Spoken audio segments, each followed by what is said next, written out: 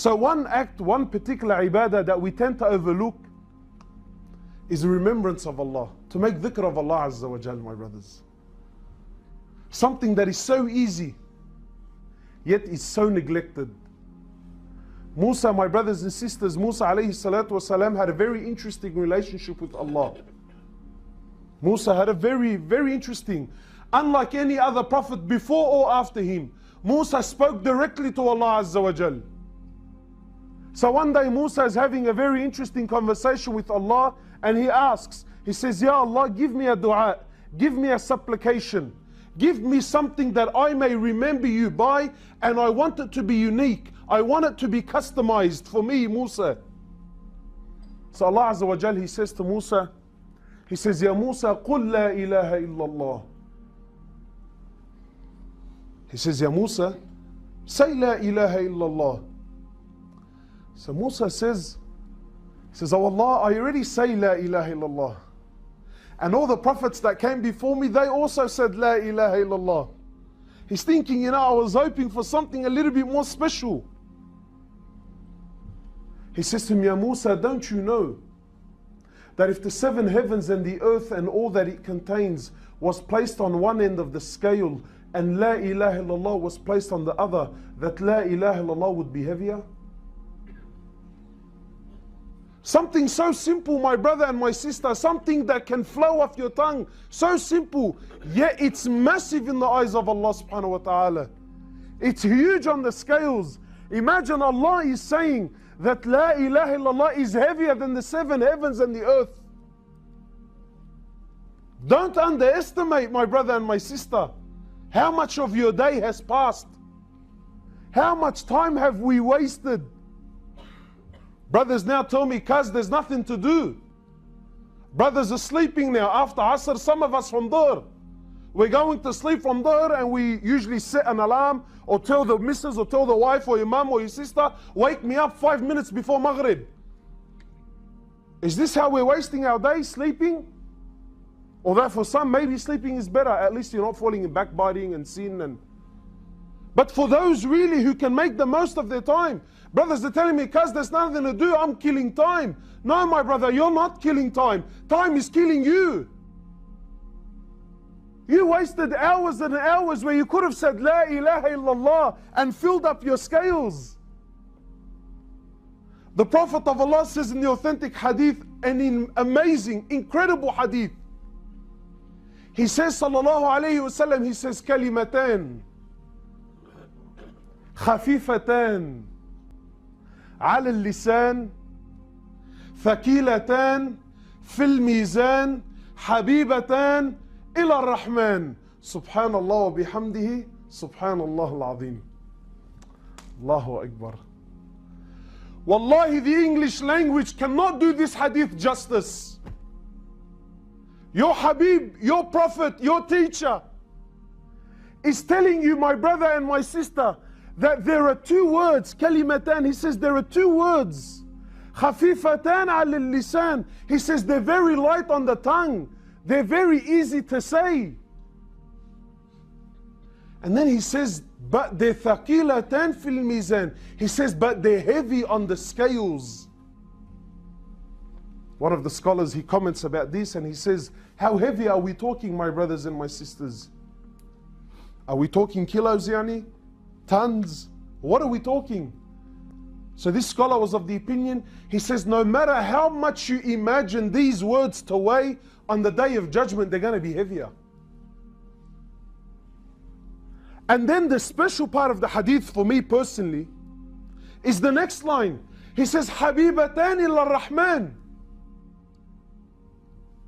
You know, my brothers, Malash, forgive me. I know there's sisters here, but wallahi, for the sake of understanding. Brother, have you ever been in love? The boys are smiling. Yeah, guys, I've been in love. Have you ever been, ya akhi, forget in love. Have you ever watched a film Hindi, like a nice, hectic love story, love movie? You know, like one of those really fancy ones where Allahu Akbar, the love, and he loved her and she loved him, and the dad got involved and he didn't let them get married. Layla wa Majnoon, what is it? Layla wa Majnoon, wa ba'arif shoo, Allah, like shoo. Bro, there are some movies, they're so over dramatized with love, By the end of it, you're a grown man with a big beard, you start doing these ones. Because what's wrong? No, well, nothing, something went in my eye, something went in my eye. Allahu Akbar, love and emotion and if you ever watch two people in love, there's always one party is longing, he's dying to know the right words to say to his loved one. Have you ever seen someone go to ask for a girl's hand? I've had young shabab, hopeless bro, we're going to ask for her hand because what do I say to him? And I don't know. I don't know what to say. Give me words to impress. Those that are in love, they're longing all the time. How do I find the right words to impress the one I love? Muhammad sallallahu alayhi wasallam, my brother and sister, he's telling you the words that Allah loves to hear. He's telling you Allah loves to hear these words. He loves it. What are these words? He says, Subhanallah wa bihamdihi, Subhanallah al-Azim. So much effort we make to impress my friend, to impress my fiance, to impress my wife, or to impress your husband. Yet Allah, with these two words, the promise of Muhammad sallallahu alayhi wasallam is that He loves these words. Allahu Akbar, how much of my day has passed, and they're heavy on the scales.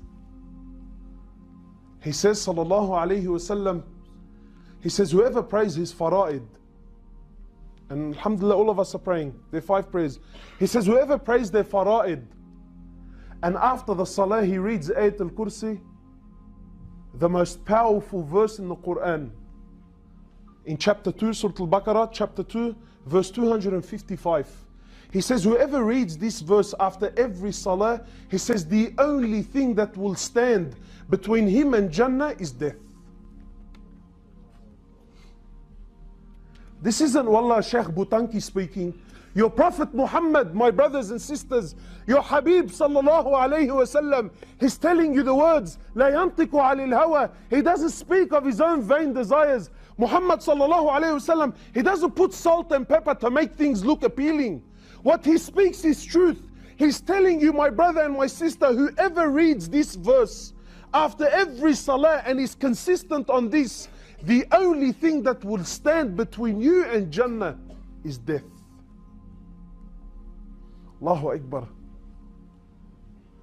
He says, sallallahu alayhi wasallam, whoever prays his prayers, again, whoever prays his prayers, then after the prayer, he says Subhanallah 33 times, Alhamdulillah 33 times, Allahu Akbar 33 times, and wraps it up and makes it 100 by saying La ilaha illallah, wahdahu la sharika lah, lahul mulk wa lahul hamd wa huwa ala kulli shay'in qadir.